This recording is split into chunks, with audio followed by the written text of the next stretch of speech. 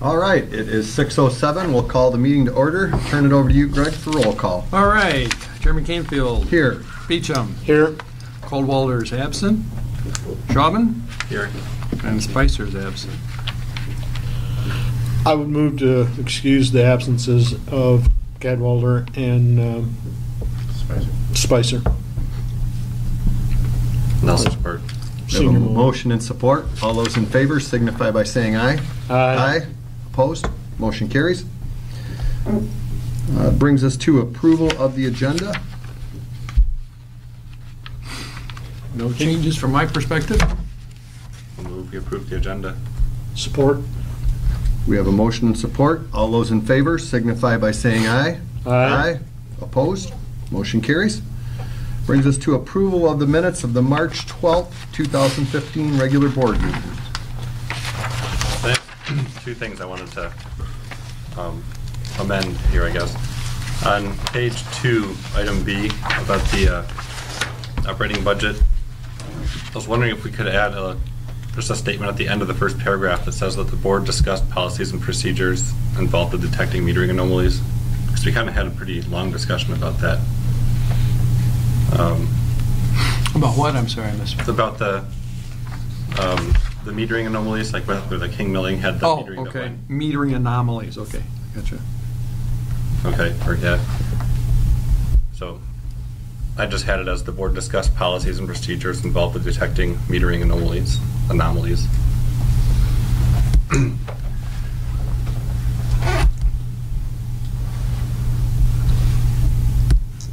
That was one, you had two.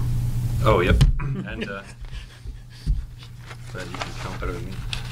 And then on the board comments for the Chauvin attended a delete school engineering and write first robotics, and that's capital FIRST. Okay. So it would just say that Chauvin attended a first robotics regional competition, blah, blah, blah.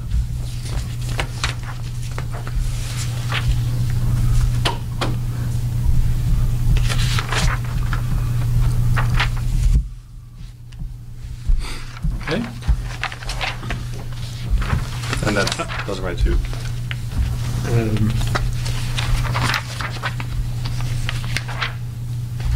And I will support minute. Okay. We have a motion and support. Mm-hmm. All those in favor signify by saying aye. Aye. Opposed? Motion carries. Brings us to item 4, public comment for items not on the agenda. Hearing no comment, we will move on to action items, correct? Action items. There are none this evening. So we'll move right on from action items into informational items. Starting with the performance data. The performance data for the month of March 2015 indicates a very good month. Almost every category was up there, with the total electric sales, the number of residential customers, residential sales, kilowatt hours and dollars, commercial sales, kilowatt hours and dollars, all pretty much over the previous month and over the data from the previous year. So March was a good month. The next couple of lines shows the residential customers of the previous month. You see that we were up 14 for that time period, and the commercial customers are staying pretty well the same. The information from prior months that we don't get, so we reported a month or two late, the total electric requirements, again, for the month shown, which was January, was up over the previous January, and the demand for February was over the demand of the previous February. And again, we had no internal generation, but we don't usually in the winter anyway. The next set of data is the average billing statistics. That hasn't changed since January. We do that on a quarterly basis. We flip the page and we see the current level of investments, and I'd indicated towards the end of the year last year that we had made some of the larger payments on the biodigester in terms of, the capital expenses that we made to the facility, so that our cash was down a little bit. You can see that that's coming back. The month of March was over what it was the previous month, and we're catching back up to what it was a year ago. The delinquents, the balance after the due date was higher than it had been in the previous month, but again, through our collection processes and setting up payment schedules, we had a good balance at the end of the month, and the delinquent balance from the previous month was down to $14. The delinquent balance of inactive accounts is up, not over the previous year, but over what had been the previous month, and that's not abnormal either, with March being generally a long month and at the end of our winter cycles. So everything seems in line there. And as we look at the aging analysis, that was consistent as well, and down from last year. So from my perspective, everything on the performance data looks good and or in line with where it should be. Moving on to the March income statement. Again, a very great month from our perspective. This is 9 months year to date. We had a high total sales revenue of $780,000. Steve, is that like one of the highest months or the highest month? The highest. The highest that we've had. So that's good news. Again, people are using more electricity, even though Sharon is trying to damper that with all the energy savings. We still had a good revenue month, $60,000 over budget for the month. Still slightly under on a year-to-date basis, but after catching everything up and the numbers for King Milling reinserted in the appropriate months and now billing them for what they're actually using, we're getting back to being in real good shape for the year. As we look down through expenses, again, as we usually report, most of the categories are under budget year to date. Purchase power on the second page is the one that we keep a specific eye on, and that was slightly over for the month, but not of the same magnitude that revenue was. So proportionately, with the high sales that we had, the purchase power expense was not significantly over budget with about $20,000 there. So we're still under for the year, 9 months year to date, $108,000 in purchase power. So that's a great position to be in heading into the spring and summer. Again, most of the other categories down through there are under budget. We get to the middle of page 4, our total operating expenses through 9 months, March year to date, is under budget by $164,000, which gives us a great operating income. We had a good operating income for the month over budget, and year to date, 9 months were $103,000 over budget year to date. Then finishing up on the last page, the net income. Again, a great net income for the month, $25,000 over budget, total of about $88,000 over budget year to date for net income. Anything you want to add, Steve? No. It was a great month. And just, he had a smiley face on the bottom of it when he handed it to me to review. So. I just have one question. In the column that says percent of budget used, that's just the total divided by how much is used, right? It's not correct. Like you don't have like a monthly, what do you call it, distribution. It's just kind of a linear. We do have. You just like take the yearly budget and divide it by 12, or do you actually kind of? Yeah, if you. I do that dividing, and that's just kind of in the current month budget and the current year-to-date budget. But out of the entire percent of the budget used, that's just basically taking a snapshot of how many dollars in the terms of percentage have we used in the total fiscal year budget. Do you know what I'm saying? So in the middle, you can kind of see what I had expected year to date, and Mhm. that second to last column just shows what percentage we've used for the entire fiscal year. Okay. But then when you have the year-to-date budget, that's based on budgeting that some months are going to be leaner, some are going to be Correct. heavier in whatever category. Yep. Okay. Yeah, thanks. All right, capital expenses. You have your two capital expense reports, the one that shows it by project, as well as just by what we call a general ledger number, or area that the dollars were allocated to. We still have $141,000 left for the last quarter of the year. I think we're pretty much on budget. With that, as you remember, we did an amended budget, and our expenses are expected to hold consistent with that amended budget.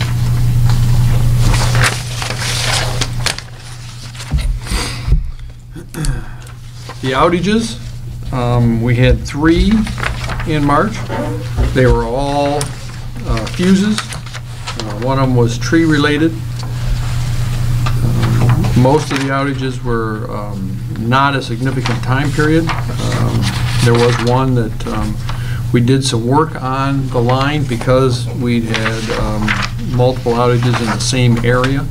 And so that last outage was longer as we did some repairs and some changes to help eliminate the situation. Anything you want to add there, Tom? No. Okay. So what was the issue? I mean, was it the same? It was the same group of people, right, that were out every time. So it's just that pole was. It was a pole, or I don't know what it was. But Yeah, there was a fuse that just kept not It holding. turns out they were old porcelain cutout switches and lightning arresters, and we changed them to polymer. So just old equipment, and we did maintenance and solved the problem. okay, so it was just one just blew, and then you replaced it, and then it. Well, we didn't just replace the one that blew. We went down the line and replaced other ones as well that were porcelain. As we got a closer look from the bucket truck, you could see it tracking where water had gotten in, and it tracked. And it's supposed to be insulated, and it wasn't anymore. Oh, okay.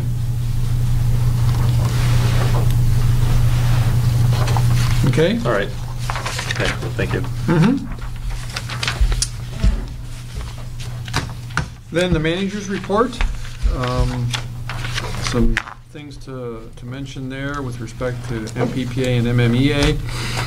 MPPA is still in the middle of their executive search for a new general manager. I hope to have somebody in place by August 1st. We're having as you know, there's a number of projects in MPPA, and so we've started initiating committee meetings of the projects as we go through all this new regulation that's coming around and what might happen to the different projects. We've talked a little bit about Bell River and the fact that some of the new legislation might decrease the amount of time that Bell River is actually in operation, and so we felt that at MPPA we needed to start at least getting together on a semi-annual basis and looking at what implications that might have to these projects and what we need to do to move forward. So we're actually having one of those on the combustion turbine project in Kalkaska tomorrow, and are starting to schedule other project meetings like the Bell River, the Campbell, the Fremont project, and so forth as we move forward. Earlier, the governor presented his Energy of Michigan speech, and it was fairly clear that there's going to be changes in Michigan's energy policy as we move through the year. There's been several revisions that have been promoted through either the Senate or the House of Representatives. There's a number of bills out there that are trying to find their way through the system. And Jim Weeks at MMEA has been on top of that. He's been involved in the meetings that have developed those bills. He's also, in the last 2 or 3 weeks, been involved in hearings in both the Senate and the House as they move forward, trying to figure out how they're going to revise the Michigan energy statutes that actually went into effect in 2008 that gave us the renewable energy plan, the energy efficiency plan, and what's called the choice cap, where consumers and DTE are allowed to or have to give up at least 10% of their book of business to someone who might be able to provide it cheaper. So all those things are in review.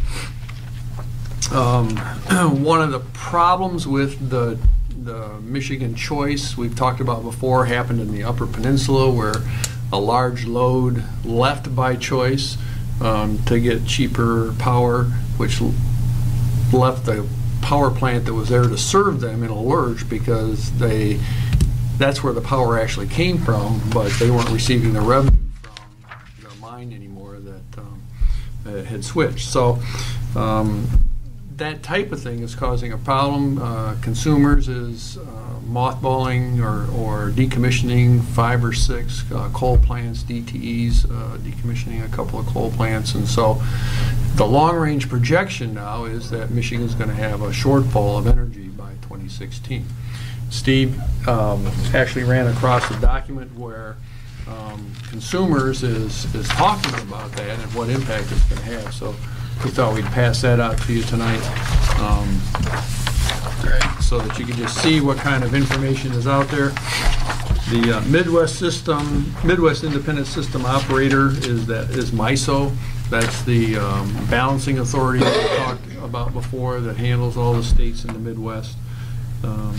But this gives you an idea of where coal plants are being retired due to the federal regulations, and shows some impact of what that's going to do to Michigan's Lower Peninsula in terms of shortages that are being projected if new generation doesn't get built. Steve, anything else you want to add? Yeah, just to piggyback on Greg, I did watch, this was this webinar. There was a PowerPoint presentation that was done just via webinar that Consumers Energy presented, just talking about new EPA regulations and what that could mean for the state of Michigan in terms of capacity. And I just thought these couple slides were the most interesting, just showing what the retirement of coal plants could potentially do to Michigan and future energy prices on the market, and the fact that having turbines in town could be a huge benefit in the next couple of years. So when this chart shows that out to 2023 it's a negative 24 gigawatt, I mean, are they not taking into account any planned projects that would create generation, or are there just no such projects? There's actually no such projects on the table at this point. The only one that's really been approved is a nuke plant for DTE that would build a second plant at Fermi. Okay. But they're not sure that they're going to go through with that just because of the cost. The cost for nuclear has gotten so outrageous that they can't justify it from a cost basis at this point. So at this point in time, there are no new generating facilities asking for air emission approval. That's the first step of the process in the state of Michigan. I mean, there's lots of people talking about them and making plans, but there's none that have actually been applied for yet. Is that a 10-year turnaround to build a plant? It depends on the type of plant, but you know, for a larger plant, yes. For a combustion turbine plant like the one we talked about, that I can't remember if it was last month or the month before, that there may be one coming from DTE that will replace the Bell River coal facility, and that's about a 3 or 4 year project to build a combustion turbine facility.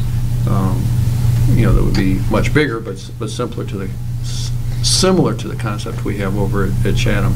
But by the time you get through the permitting process, I mean, they'll start in 2016 with the permitting process, and if that all goes well, they might start construction in 2017 and hopefully have it operational by the end of 2019. So probably a 3 to 4 year process to just get a simple cycle or a combined cycle combustion turbine facility. Anything more complex than that would take a longer amount of time.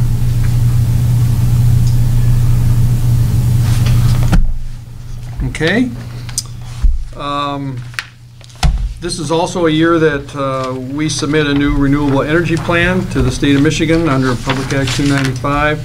We're working on this in conjunction with MPPA, and the preliminary data all looks good. We were at about 8% in 2014. We have both the biodigester coming online, and we have other landfill projects coming online. Plus, we have a lot of renewable energy credits that we built up over the last several years. So we'll have no trouble meeting the 10%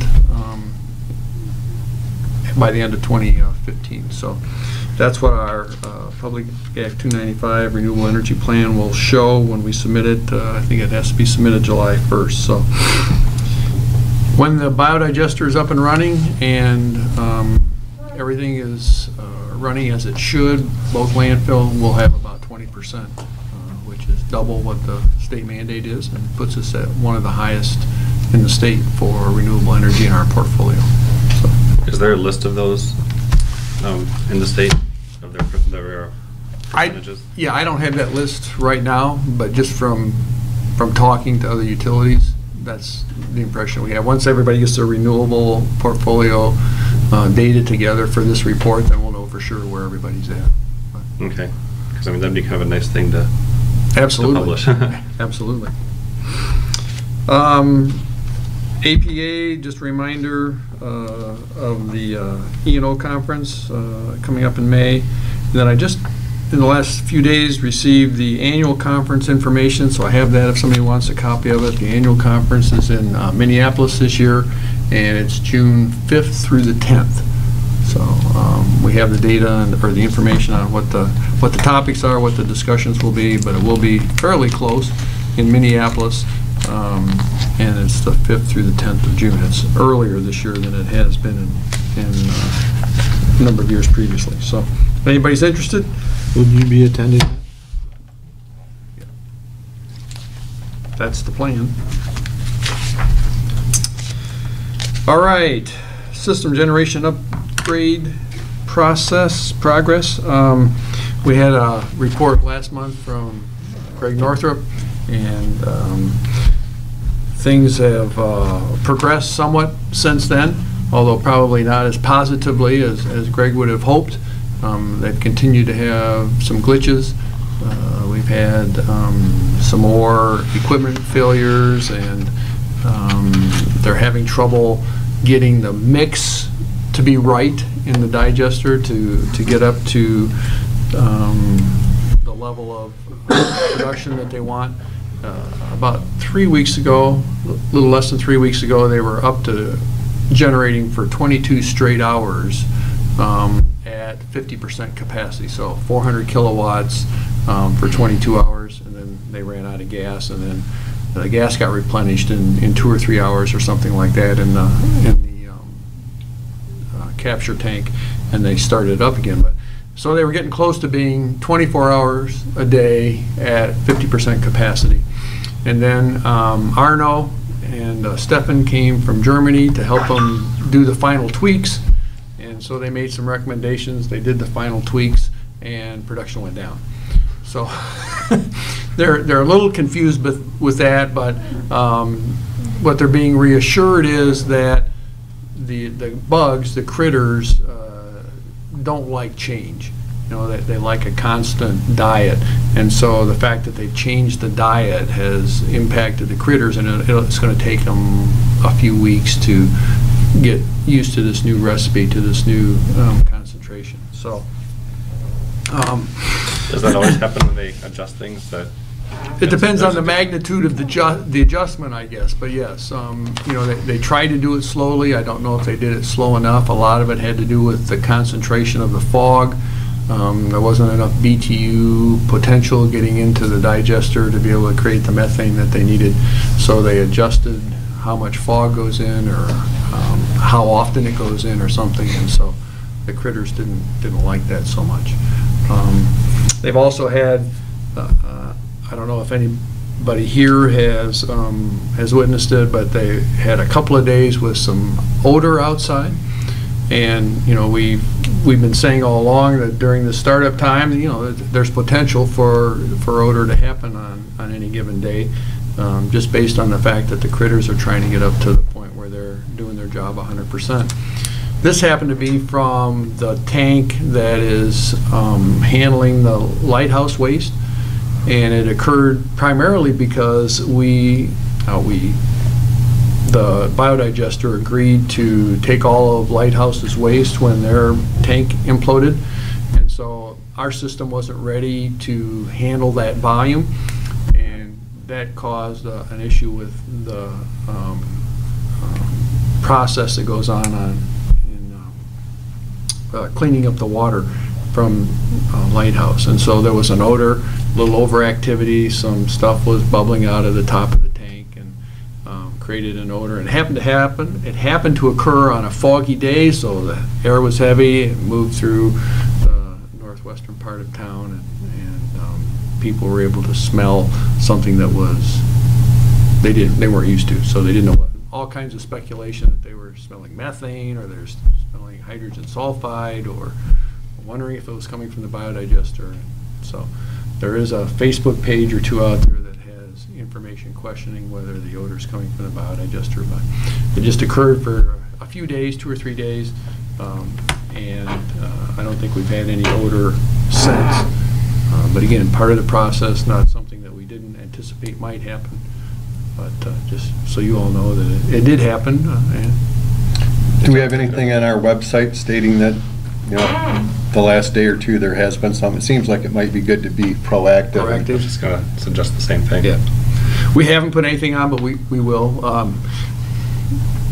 We're trying to figure out where the best place to handle that is, because it's really a lead problem, or I mean lead issue, and they need to do something to take care of it.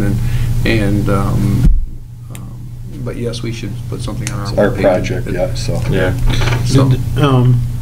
So are we currently taking 100% of Lighthouse? We are still currently. They're not having to ship anything to. No, that's my understanding. We're still taking 100% of it. And do you know whether they've? My understanding, or scuttlebutt, was they were contemplating whether to repair the imploded tank or not. I don't know anything about that, whether they've decided to do that or not. I do have a memo that I got from Greg Northrup today, so I'll pass that around. That kind of explains some of the things that have gone on in the last few days since he met with us. And they are looking at ways to fix some of these issues. And one of the solutions is to put some additional tanks in to separate the water from the fog, and be able to increase the amount of fats, oils, and grease as opposed to liquids that go into the digester.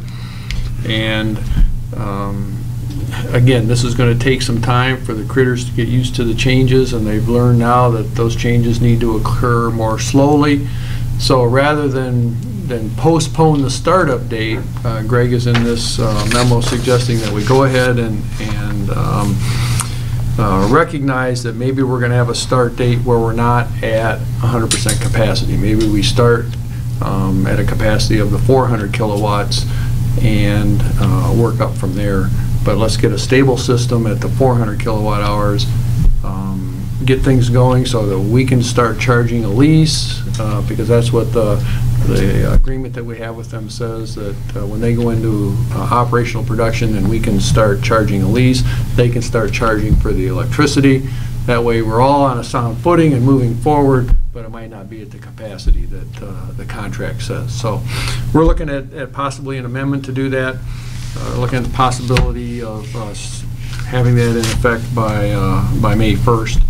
And moving forward, not at 100% capacity. So again, I just got this late this afternoon, and I thought I'd pass it out to you, so it kind of gives you an explanation of where we are and what some of the issues are, and the fact that they're working on them, and have proposed some fixes that they feel will be permanent.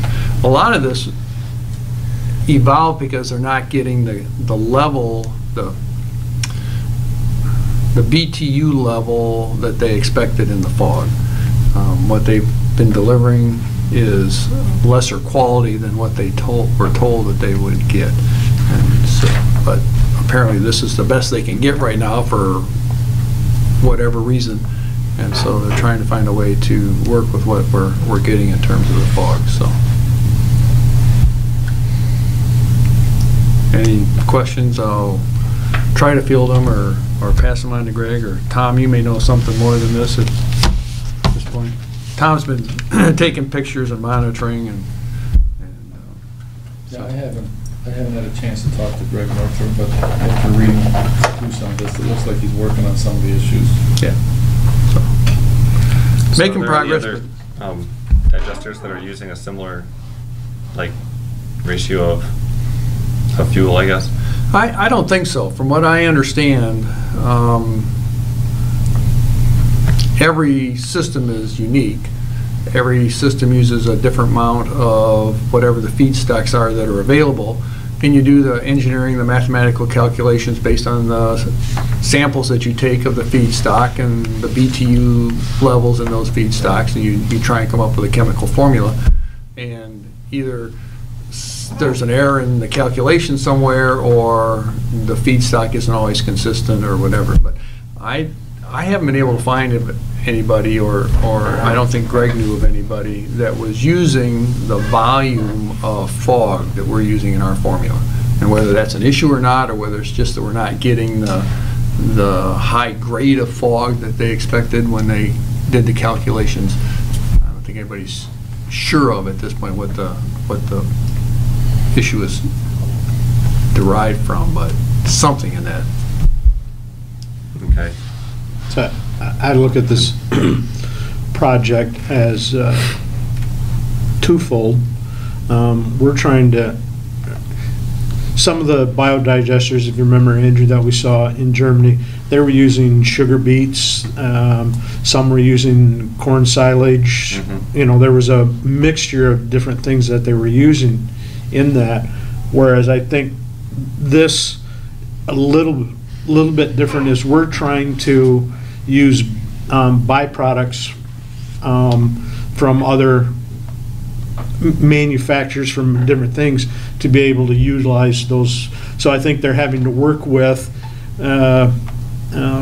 something really relatively new, because I would assume if they went back to, like, one of them's that was just outside that town, where they were using sugar beets, corn silage, and manure, you know, they could plug that formula in and be going full tilt. Whereas I think what we're trying to do is use product from Lighthouse, manure from Swiss Lane, fats, oils, and grease, fog, and we're trying to create power by the use of these byproducts from other things, which I think is a good thing. Trying to maximize that as compared to, certainly we could, or not we, but Spark Lead could go, okay, we're going to go buy sugar beets from the thumb area and use that in our product, which, you know, so I like the idea that we're trying to use byproducts, and I think it's just a matter of time getting that formula and getting that mixture just right for the bacteria to create methane gas. So, yeah, and I'm comfortable with a startup that starts up, with a startup that begins at the 400 kilowatt hour level. I don't think there's anything in stone that says we have to wait until they're at full capacity before we start operation. Yeah. So from my perspective, I think it's okay to move forward and work into it.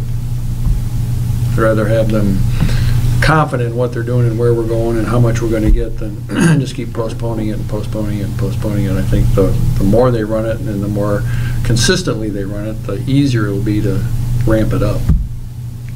But they are confident that that 400 is maintainable? Yes. Okay. I just know that it seems like they're at the point where they're still trying to kind of dial in the bacteria. Right. And if there's a lot more unknowns than they were expecting, I don't want to get into a situation where they suddenly realize, oh, rats, we got to kind of reboot the bacteria and try something new, and then we're down to like, 100 or whatever for a while as they get it Well, back. from my perspective, And maybe that wouldn't hurt. I mean, yeah, it's not going to hurt us because we're going to have our renewable energy either way. What's hurting us right now is that, and it's hurting them too. I mean, they don't have any revenue coming in for Right. what they're generating. They've generated over 200,000 kilowatt hours and have received no revenue for it because the contract doesn't go in effect until they feel comfortable enough saying we're at startup. mhm.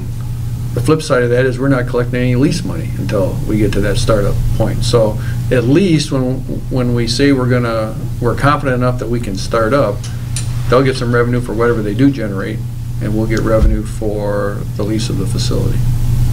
So at least we're starting out on a footing where we're at least starting to make it more equitable for both parties. Okay. Is our lease revenue reduced if the output is reduced? No. No, our lease has nothing to do with the volume of output. Okay? I think just one other thing oh, to add, sure. I think it would be helpful just to know if something happens where they expect that some odor is getting out, if they like notice that fog container was bubbling or whatever you were saying it was. I mean, is that something they could at least tell us, hey, some people might complain of odors, just so that it's not complaints coming in and we're trying to figure out what it is. It's that, hey, we know that it is this or it's likely that. Because, I mean, if people are smelling methane, they may be calling the fire department or something to come look for a leaking pipe somewhere. And Right. if we know it's probably us, that's going to at least make their... Right. I don't think there's anybody that knows what they're smelling. They just know that they're smelling something different. I mean, it was all speculation as to what they were smelling. Okay. And I understand what you're saying, and I think that's a good policy to have. The issue is that we're usually the ones that find it first because we're the ones that are there all the time. So we're going to find out and know about it Before Spark would be able to notify us. Okay. So then from a we can thinking- do something about it then. yes, exactly, exactly. So Tom's the first one there every morning. So Mm-hmm. okay. Let me just make one note here.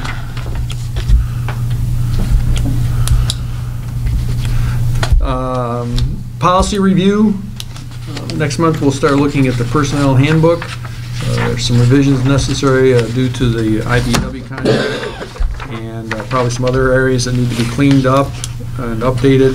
So we'll, by the time the board package comes out next month, we'll have something in that area for us to look at the next meeting. I will mention also that we did receive our insurance renewal information today for the upcoming year, and to keep this, as you remember last year, we had to make some modifications to the plan to have something that met the Affordable Care Act levels. There's certain levels, there's silver, platinum, gold, whatever they are for the Affordable Care Act, and so the insurance companies keep having to adjust their plans to meet the implementation schedule for these different levels in the Affordable Care Act. So last year, our coverages actually went down to meet the closest Affordable Care Act level in terms of Our coverage went down or our cost went down? both. Our coverage went down and our costs went down. We had higher deductibles and lower costs last year to get a plan that was what they felt fit closest with one of those Affordable Care Act levels. This year, it's gone the other way. In order to meet the most comparable Affordable Care Act level, they've had to give us better coverage, and there's a larger increase in cost. So we're going to take a look at it. We'll have something for you next month to take a look at in terms of comparisons, and we'll go from there. But again, this year there will probably be some coverage changes one way or the other, just because the Affordable Care Act, I don't know why I keep saying Affordable Air Act, but keeps a moving target in terms of what these levels are and what plans can fit into those levels. So And does that have to be negotiated with the Yes. IBEW? Yes, it has to be negotiated with the IBEW. So I will forward them off a copy as soon as possible of what the renewable possibilities are. And in the negotiation process, they offered to give us some options, because through the IBEW, they also have plans that meet the Affordable Care Act that they use at other utilities, and have a group rate and so on and so forth. So they will also offer some options that we may find more attractive than what we're getting from our current providers. So we'll just have to take a look at what's out there, what's comparable, what the costs are, and go from there.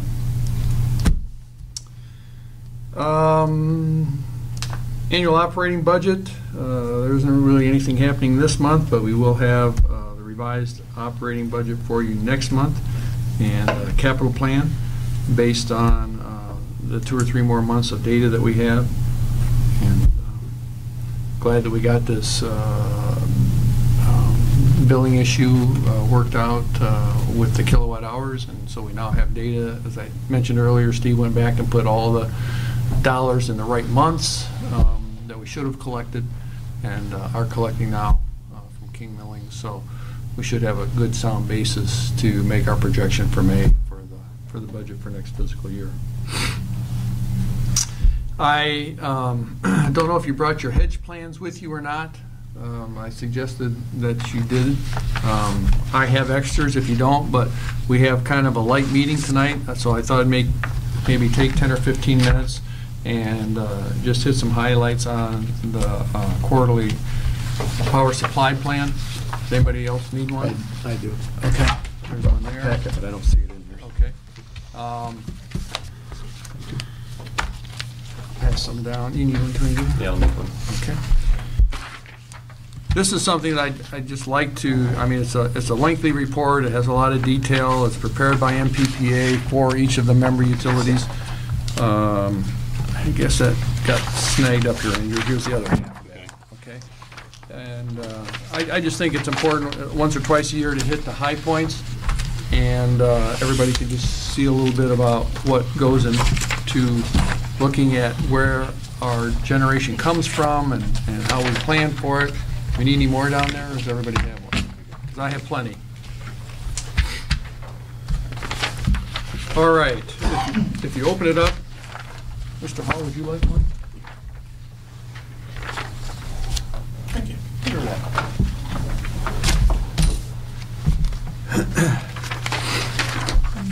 They go through an executive summary and just indicate that this is specifically developed for us.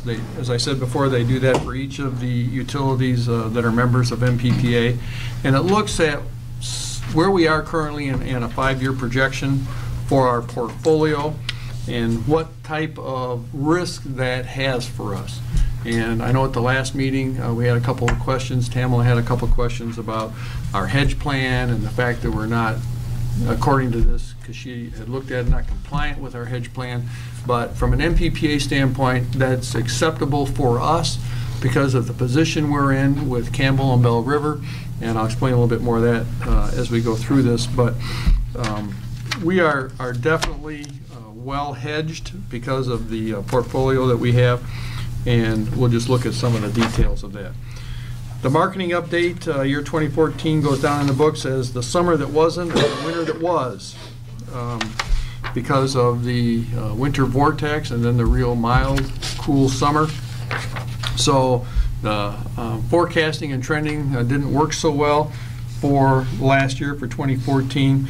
One of the acronyms they used there in that first sentence under market update is MISO.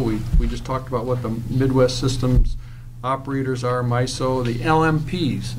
LMP stands for the local marginal price. So there are all around the country or all around a region, there are what are called nodes, where the value of the electricity is determined based on what the generation is, and those are called local marginal price indices. And so they say here that the local marginal price indice were higher than forecasted in 2014 by about 32%, primarily due to that winter vortex. And as you also may remember, we bought some additional power for this winter because it was anticipated that there might be some of that linger into this year because of lower coal availability or lower natural gas availability. But in any event, if we can turn to page 15, it's just a table there that shows the variance between what MPPA had predicted for us and what actually occurred on that local marginal price.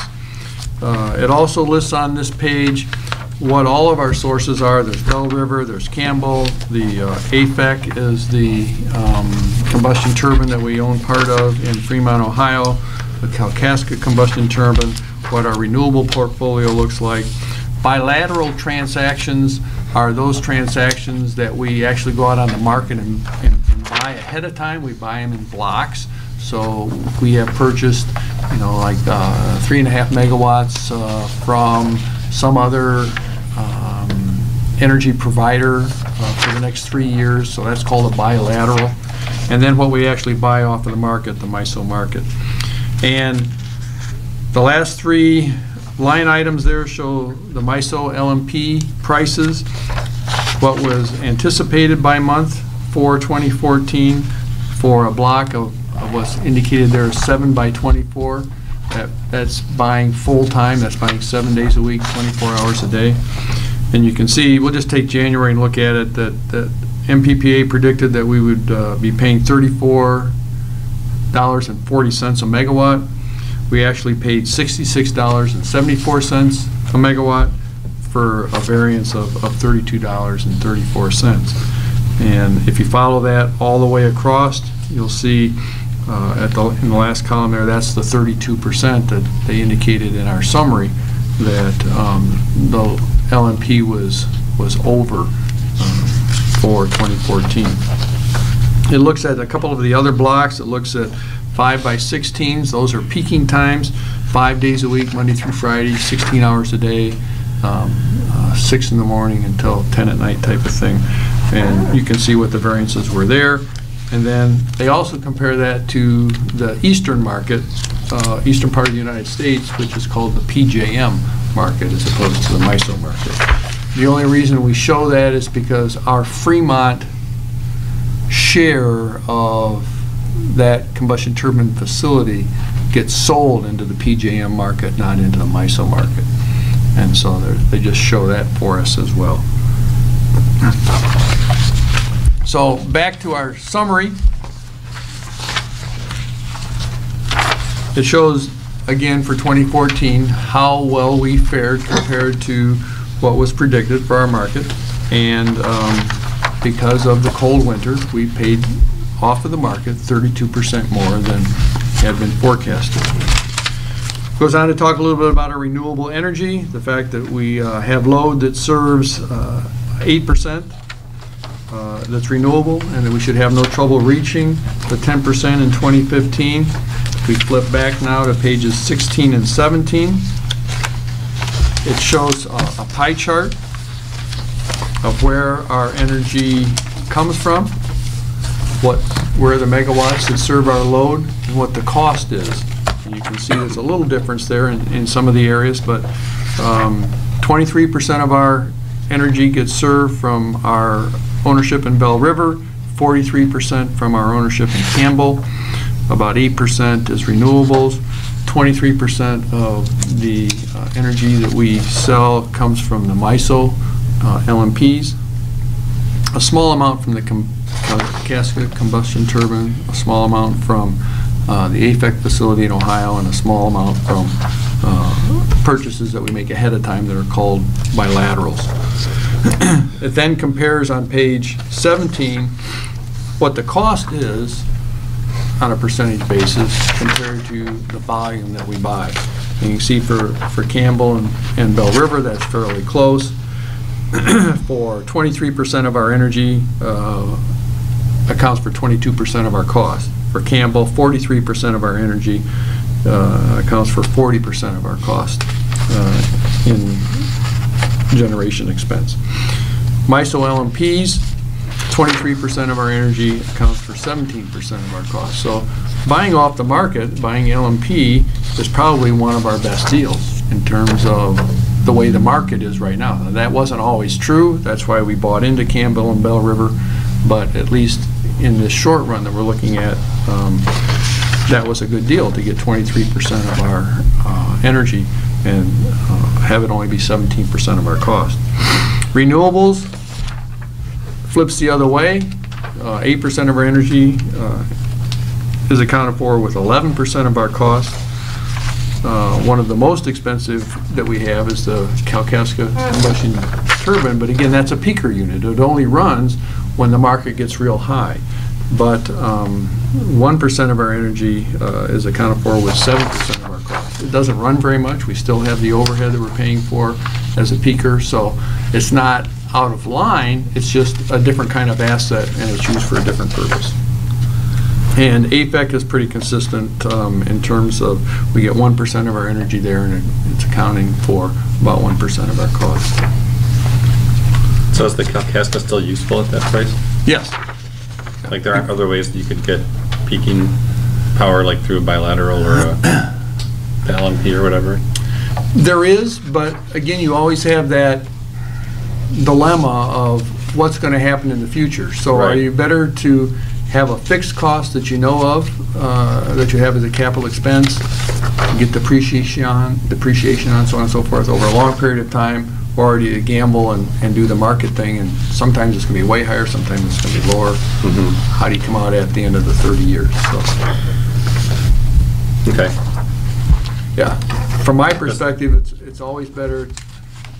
I don't like to gamble that much. I like to have a consistent, know what you're getting and how much it's going to cost, as opposed to rolling the dice and seeing what ends up, because you can get really burnt Yeah. when gas prices go up or gas prices go down or whatever. So, from a long-range planning standpoint, having assets that you own is better than relying on what happens in the market.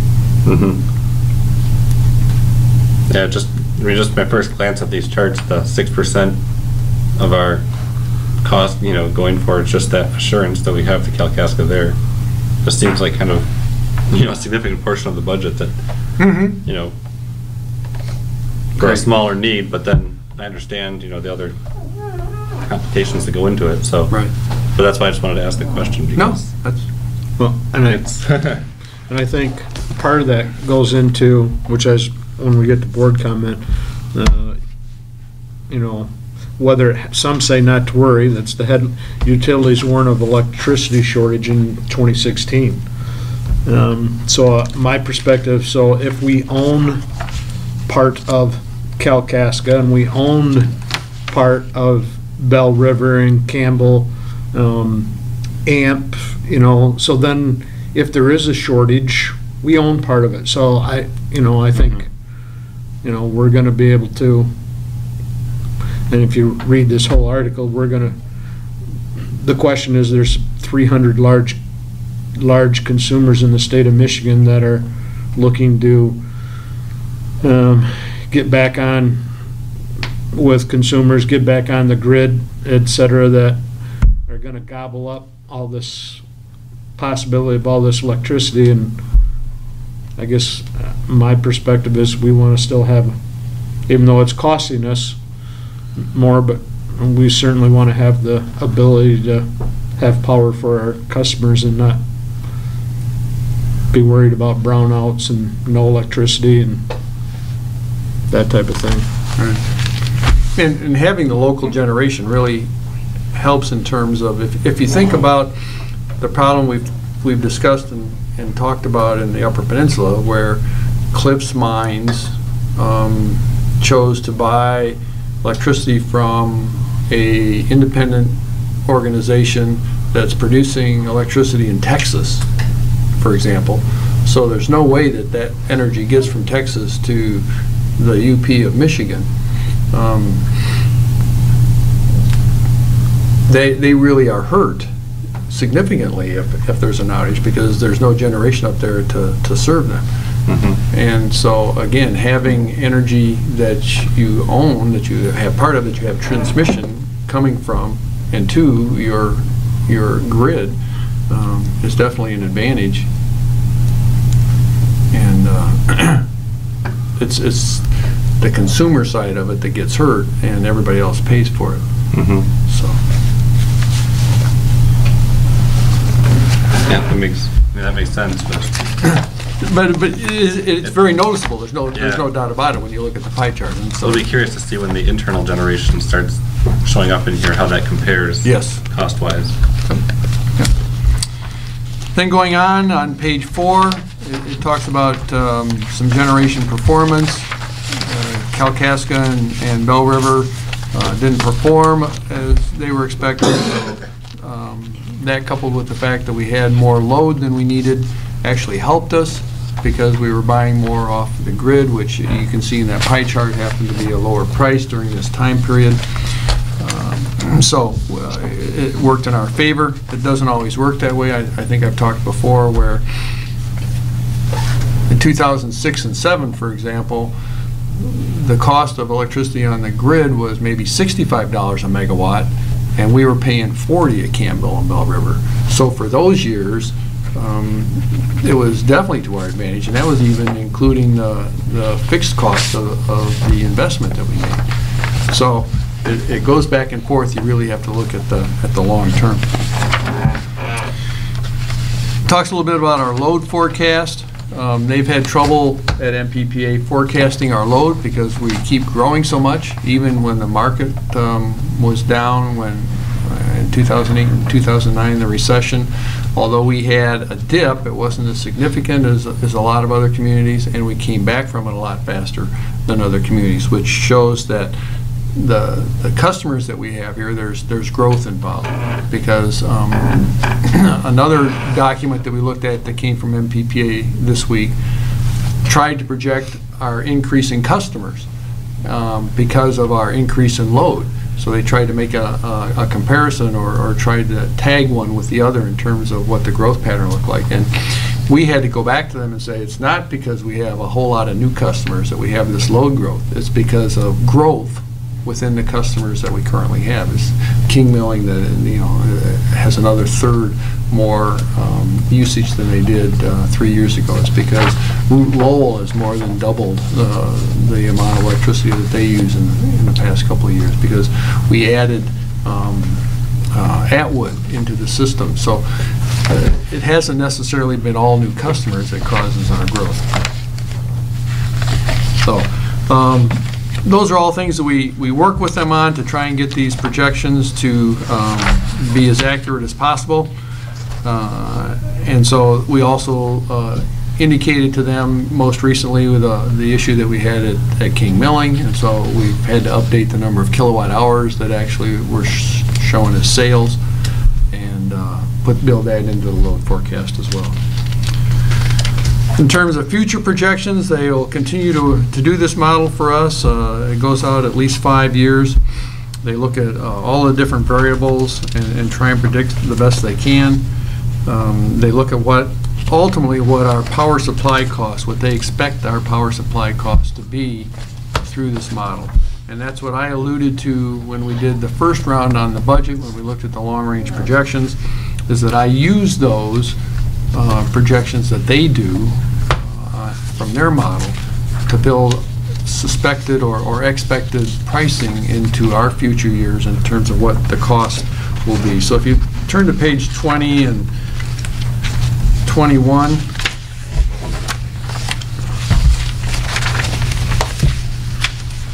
specifically page 21, it shows what they're expecting our average cost to be for the generation that we purchase out the next 5 years. So there's really not a significant change for us. There's a couple of ups and downs, a couple of blurbs in it out to 2019, but really not a huge significant Pretty consistent. Looks really change good for us. And that's a lot different than a lot of the other utilities who don't have the amount of owned asset generation that we do.